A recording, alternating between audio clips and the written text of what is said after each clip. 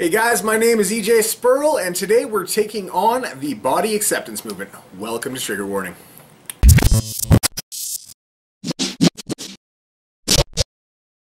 So anybody who's at least paying attention to the various social justice groups on the internet have no doubt come across the fat acceptance movement.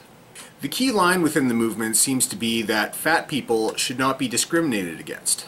They argue that a person should not be shamed on the basis of their weight. And for what it's worth, I agree. But there's another factor that many within the body acceptance movement are starting to use as their primary argument.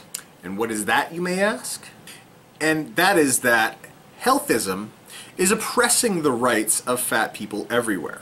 It is essentially robbing fat people of their right to exist. Now, this is the first time I had heard the term healthism, so I wanted to look up what it meant.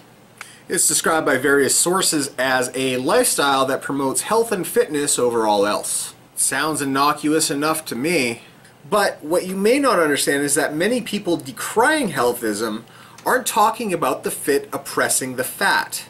The underlying message that many within the body acceptance movement are trying to convey is that there is no difference between a fit person and an obese person.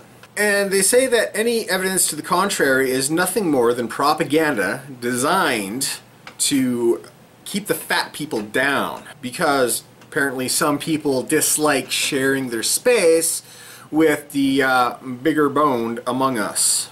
Furthermore, proponents of the body acceptance movement like to repeat the line that fat, even obesity, is beautiful, and that there's something wrong with a society that values fitness and health over fried chicken and cupcakes. So I wanted to take a look at some of the people who were involved in this community and figure out what they were saying. So let's just take a little list here. Number 1. Scientific data about health is flawed, corrupt, and completely wrong. Number 2. People with a higher body mass index are proven to live longer lives. Number 3. A person can have a natural, healthy weight of 400 pounds. Number 4. Sizing on t-shirts, dresses, and other articles of clothing are oppressive. Number 5. Doctors are lying about the ill health effects of obesity so they can make more money off of you. Number 6. Any bad thing that happens to a fat person is proof of systemic oppression, even if it has nothing to do with their weight. Number 7. People who lose weight are a statistical anomaly that has no basis in fact. Number 8. Studies that show the prevalence of obesity over the past 30 years are lying. Number 9. If you were fat and you lost the weight, you're an oppressor. Number 10. Calories in, calories out is a conspiracy theory. Number 11. Not being attracted to obese people is oppression. And my personal favorite, number 12. Being attracted to obese people is fetishization and thus oppression.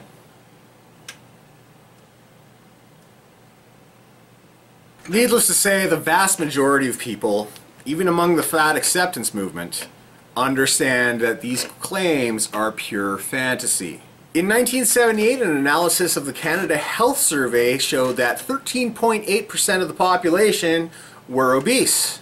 By 2008, that number had almost doubled to 25.4% of the population. It almost doubled.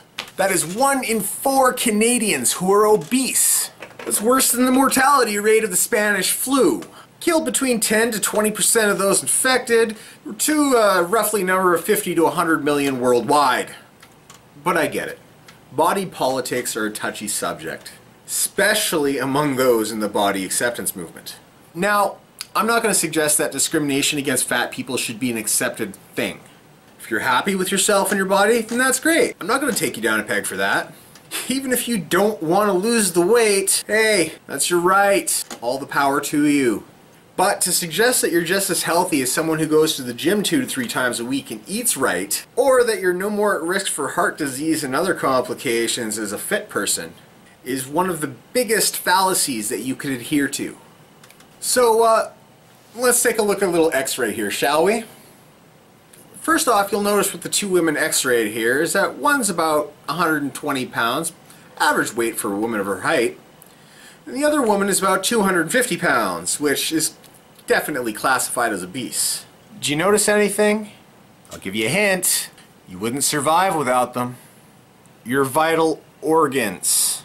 In the bigger woman, her organs are being constricted to a dangerous degree. It's like trying to fit a bear into a shirt that's designed for a Shih Tzu. Her heart has to beat harder, her lungs have to work harder, and I won't even start on what's going on in her lower intestines. But then when we look at the healthy woman, we see that these aren't factors that really need to be considered. Her organs are free to do their jobs, they don't have to work harder, and there's a distinct lack of undigested food in her stomach.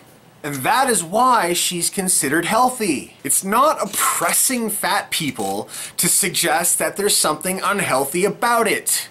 I mean, if you're cool with being unhealthy, then that's great. Hey, even if there's some kind of genetic issue preventing you from losing the weight, I mean, that's a shitty card to get dealt, but I'm not going to pass judgment on you for it. But to call the rest of the world oppressors by denying that weight has any bearing on health whatsoever, it's just stupid. You see, it's really rather simple. Energy in, energy out. Excess energy gets stored as fat. Too much fat constricts your vital organs and leads to complications. If you're going to eat a large pizza and a 2-liter of Coke in one sitting, get up and move the fuck around. You're not doing yourself any favors. Get your heart pumping, your extremities moving, or don't. Either way is fine with me. But I have a lot more respect for the fat ass on the treadmill at the gym than I do for the roid-fueled bastard hogging the bench at the gym and yelling hoo-ah at his bros. In short, health denialism is an excuse. Keep in mind, it's not me you're bullshitting, it's yourself. You don't get to talk about fat oppression if you're doing nothing to better yourself.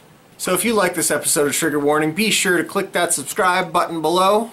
And, yeah, don't be lazy. And, so when we